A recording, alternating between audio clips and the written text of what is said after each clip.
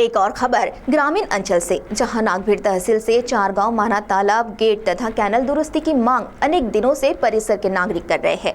वहीं इस संबंध में सीटीवी प्रतिनिधि परिमल मदनकर ने पूर्व भाजपा तालुका अध्यक्ष होमदेव मेश्राम से बातचीत की, तो आइए सुनते हैं उन्होंने क्या कहा। कांग्रेस के कार्यकर्ताओं को 4 अवैध रेती के ट्रक तहसील कार्यालय के सामने से जाते हुए दिखाई दिए। तभी कांग्रेस कार्यकर्ताओं ने ट्रक को रोका, जिसके बाद तहसीलदार और उपविभागीय अधिकारियों से बार बार संपर्क किया, लेकिन उन्होंने कोई प्रतिसाद नहीं दिया और न ही कोई कार्रवाई की। आखिरकार ट्रैफिक पुलिस की सहायता से ट्रक तहसील कार्यालय परिसर में जमा किया गया। कांग्रेस ने उन पर कार्रवाई की मांग की है, अन्यथा रेती घाट पर ट्रक रोककर तीव्र आंदोलन छेड़ेंगे, ऐसा इशारा भी तालुका कांग्रेस ने दिया। और इस संबंध में ब्रह्मपुरी तालुका कांग्रेस ने नागरिकों की समस्या और अवैध रेती उत्खनन के बारे में मुख्यमंत्री और जिलाधिकारी को उपविभागीय अधिकारियों द्वारा निवेदन दिया। हेमराज तिळके, अध्यक्ष तालुका काँग्रेस कमिटी ब्रह्मपुरी।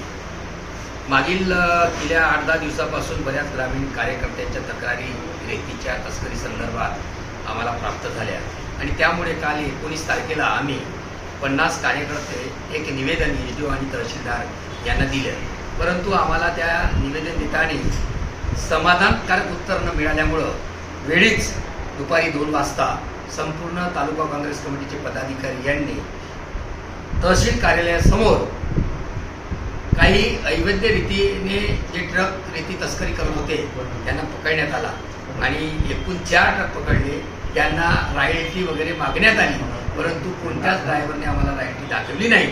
त्यामुळे पोलीस ठाणेदार मानमले साहेब यांना फोन केलं व त्यांनी तात्काळ पोलीस पाठवून ते संपूर्ण ट्रक तहसील कार्यालयाच्या ग्राउंडवरती लावण्यात आले। मध्यंतरीच्या काळामध्ये मी स्वतः तहसीलदार आणि एसडीओ यांना फोन केला, परंतु ते हळदेला आहोत असे त्यांनी उत्तर दिलं।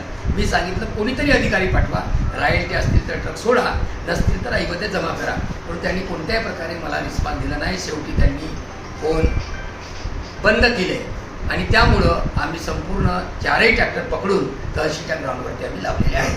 परंतु आजही जे 10 तारखेच्या नंतर उत्खनन नको होते ते यंत्रसामुग्रीच्या सहाय्यानं सर्व घाटावरती जेसीबी पोकलँड लावून आजही उत्खनन सुरू आहे।